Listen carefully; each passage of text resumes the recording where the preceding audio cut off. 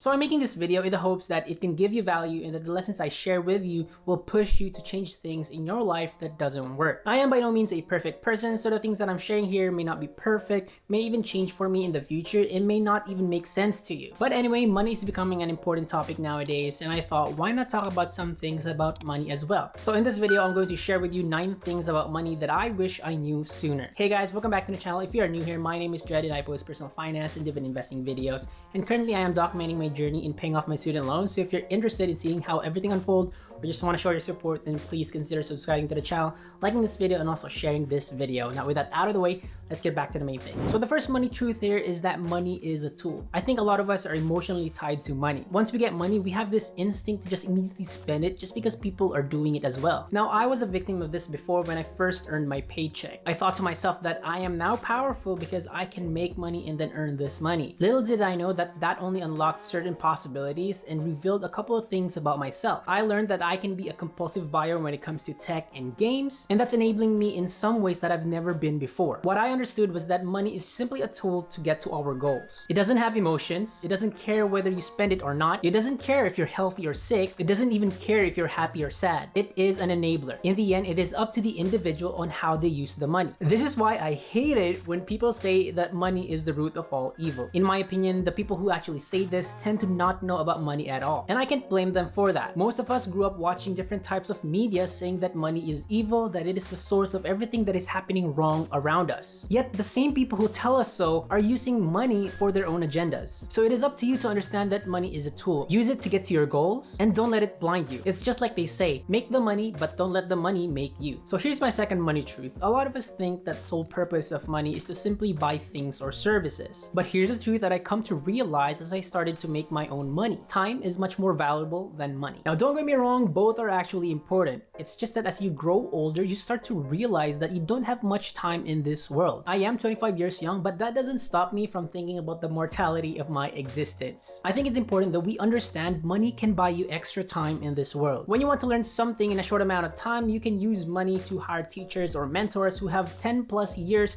in their field and have gained massive amounts of experience. So instead of just trying to figure things out on your own. If you're running a business, a charity, a master class, a passion project, or anything that requires work at scale, then you can use money to hire people and leverage their time. We only have 24 hours in a day and we don't have enough hours to work. When you hire people, you can actually save time and money as well. So imagine this, instead of just one person working 8 hours a day, that's only 8 hours worth of work. But if you hire 5 people to work 8 hours a day, that's 40 hours worth of work in just one day. Now what's even more amazing is that those 5 persons can save you even more money because they're probably a lot better than you. Obviously, you're not gonna hire somebody who's not very good at their job. So if you hire people that are actually a lot better than you, mistakes can be avoided and then processes can go a lot smoother. This way you can spend more time doing the things that actually matter to you, such as your family, your friends, or maybe even your hobbies. So speaking of time and money, here's my third money truth. I should have learned this concept a lot sooner, and that is compound interest. It's basically this simple math where you earn interest on your interest. Compound interest is usually found in the world of investing, so let me give you an example. So let's just say that you have $100 invested in an account that generates 5% every year, and you're not going to contribute more or take anything out of that account. On your first year, that $100 is going to turn into $105. You earned $5 without doing anything special, just simple as that. On your second year, that $105 will turn to $110.25. You never did anything special here but hold your money inside that account. Instead of simply just earning $5 every year, your interest income is growing as well. Your interest income at the end of the second year is also earning from the interest income you earned at the end of the last year. Your earnings are basically compounding every year. So in 5 years, that $100 will become $127.63. So that is a 27% return on your $100. Now I know $27 isn't a big amount and it's not life-changing, and you can probably earn that money simply by working a couple of hours instead of waiting for 5 years, but that isn't the point here. The point is that with compound interest, you're letting your money work for you. You're not working for money anymore, which is what a lot of people are doing right now, and the reason why they're still stuck in the same place. You're basically working and chasing money. If you invest your money right now, you can grow it over time, and as time goes by, that money is going to grow at a faster rate than you can ever imagine. Truthfully though, I wish I have known this sooner because I would have grown my money a lot and I would be able to do things that I really wanted to do. truth. So the fourth money truth is something that I should have probably looked into before turning 20. I know it's too early for me to think about retirement, but that should not have stopped me from doing something about it. When you hear the word retirement, we usually think of getting old and not being able to work, but that isn't the exact picture. To be honest, retirement could mean anything. To me though, I define it as not working yet still getting paid. Depending on where you are, retirement could have different definitions. Here in the US, the age of retirement is 65 years old, and when people are saving for retirement, they invest their money in an account called a retirement account. There are different retirement accounts with different benefits attached to them, but I'm not gonna go over that in this video. But anyway, little do people know that retirement accounts aren't exactly exclusive for old people. You can already open an account when you turn 18 years old. And if you're younger than that and you want to start saving for retirement already, your guardian or your parents can open you a custodial account. The sooner you start saving money for retirement, the more options you give yourself when the time comes. Like I mentioned earlier, compound interest is making your money work for you. This is especially important if you don't have the ability to get paid for active work, or you simply just don't want to work anymore because you'll have something to fall back on. So the fifth money truth here is with credit cards and points. Now, I used to detest credit cards. Just hearing them made me cringe when I was younger, probably back in when I was 16 or 17 years old, because I would hear stories of different people drowning financially because of credit card debt. So because of that, I stayed away from getting credit cards until I was 22 or 23 years old. But as I started to dive into the world of entrepreneurship, making money through other means than the typical 9 to 5, I needed to find ways to fund my endeavors. I had to buy some equipment, some coaching programs, and attend some seminars. And since I didn't have enough money to buy those, and I was deeply in need because I wanted to make this entrepreneurship thing work, I decided to apply for credit cards against my distaste of them. It's been a couple of years since I got my very first credit card, which was the Discover It card, and since then I got another one, which is a Wells Fargo credit card. Now I know it's not the best one, not the best choice either. I was just very desperate to actually get a credit card so that I can transfer my balance to that card for zero APR. So that's why. But anyway, I've been doing well with credit cards since. While using them, I realized that I shouldn't be really afraid of using them. Credit cards are a great way to build your credit, which will help you qualify for better interest rates on other debt. Having that, you will be able to finance your car, your house, or maybe even your business at a lower interest rate and save more money. Credit score is a very big thing here in the US because it's the first time I've ever heard about it. Back in the Philippines, I never learned about it. I never heard of it. Credit score wasn't a thing back there. So now being here, I think it is very important that everybody learn about this as early as they can. Using credit cards as well is a great way for you to earn free travel, discounts, and other perks using cashback rewards and points. Now, if you're wondering why you can actually get this, it's because credit card companies want you to keep using their cards. If I had known that I could use credit cards this way instead of using it to purchase things with debt, I would have built my credit sooner and would have gotten and take advantage of those cashback points and rewards for free travel. And by the way, I actually made a realization recently. I should have been using my credit cards for my subscriptions as well. Because if I had done that, then I would be improving my score consistently, and then I would be getting points on a recurring monthly basis. So for the sixth money truth here, I think many teenagers fall into this trap, especially because of social media. Before I turned 20 and started making my own money, I wanted to buy all the clothes that would look good on me. Whenever I find nice clothes online or in store, I would just buy it right there and then. Buying those nice clothes would actually make me feel good, confident, powerful, and even look rich enough to make others think that I was actually living the life they want. But then what's the point of that, Why do I need to impress people that I don't like and make them think that I was rich? Why do I need to buy these things that make me happy for a short amount of time only to throw them away or give them away when I don't like them anymore? As I continued to educate myself about personal finance, I learned that that habit was actually very wasteful, it wasn't fruitful, and it wasn't worth it. It made me happy in the moment, but in exchange of my future wealth. Clothes, shoes, accessories, and all the other luxuries are nice to have to make you feel good, but they don't last. Because at the end of the day, you're going to throw them away or give them away. I realized that it was okay to buy clothes or luxuries as long as you have the capacity to do so. If I was rolling in money, then hell yes, I would actually be doing it too,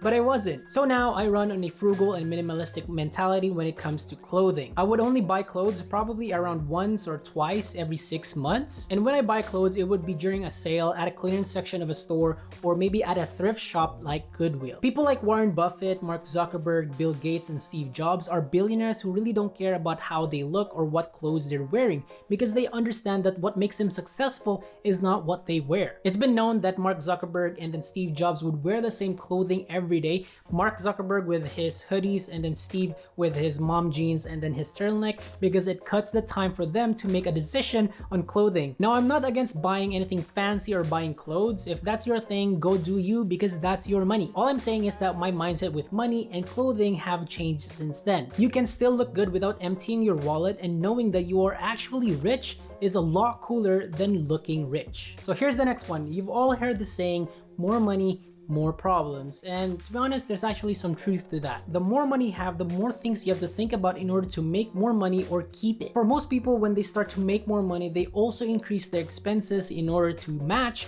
the supposed lifestyle they need. And this is what we call lifestyle inflation, and a lot of people relate having more money with more problems because of this. However, a close relative to this saying is even worse, and that is no money, more problem. It's a very simple change in wording but has very tremendous meaning. While having more money can certainly bring you more problems, you're in a worse position if you have more problems without money at all. Can you imagine having problems at home and then you have medical bills, student loans, car loans, home payments, and other financial responsibilities, but you just can't take care of them because you don't have enough money to spare? That is the truth that I've learned about money. We all need it. We just simply ignore the fact that money revolves around us. Remember that the lack of money is the source for most of our problems. Just think about this in another way. When you have problems, it's a lot better to sleep at night when you have money to help you alleviate some of the stress when you wake up the next morning. But anyway, this ties to what I mentioned earlier as money being only a tool. We should never romanticize being poor as being the good guys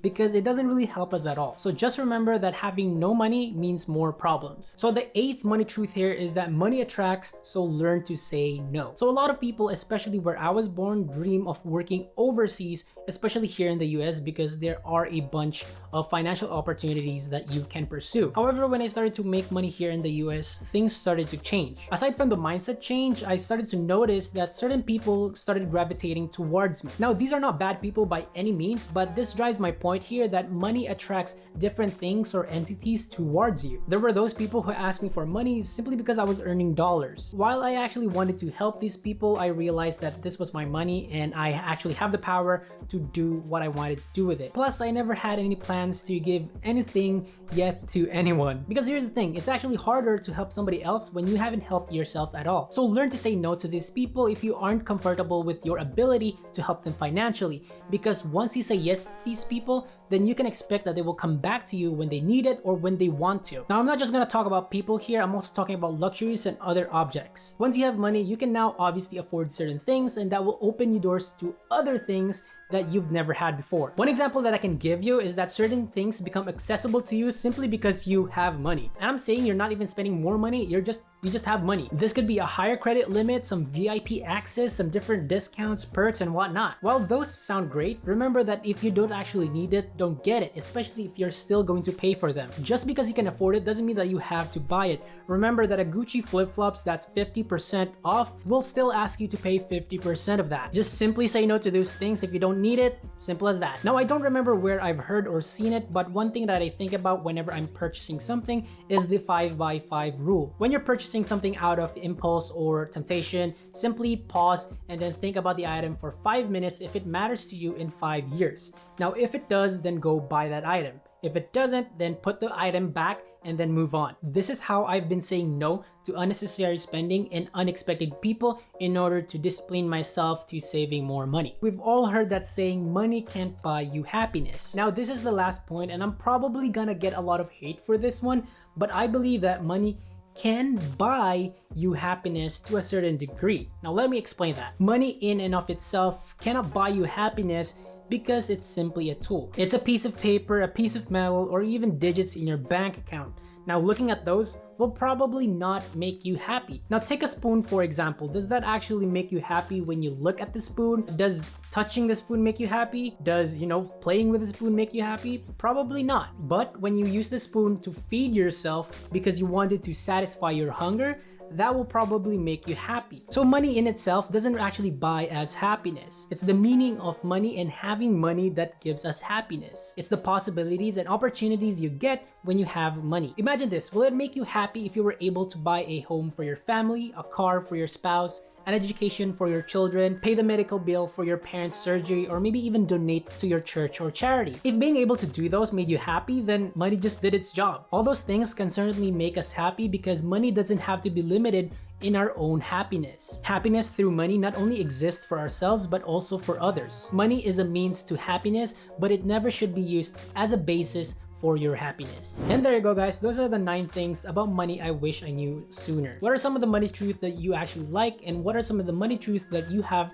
that I haven't mentioned? Comment them down below so that we can learn from each other. What are some of the money truths that you agree with, and what are some that you actually don't agree with? I'd love to hear your opinions, so comment them down below. And if you got to this very end of the video, thank you so much for watching. I really appreciate you because your watching hours or watching time or watching the entire video really helps with the channel become friends with the YouTube algorithm. So if you found value in this video, please consider subscribing to the channel, liking this video, and then sharing this video to any friends or family of yours. Now, I am also on Instagram at DailyDredd. You can add me there as a friend so that we can chat, collaborate, and exchange some ideas. Now, I hope you have a wonderful day. I will see you in the next video. Bye!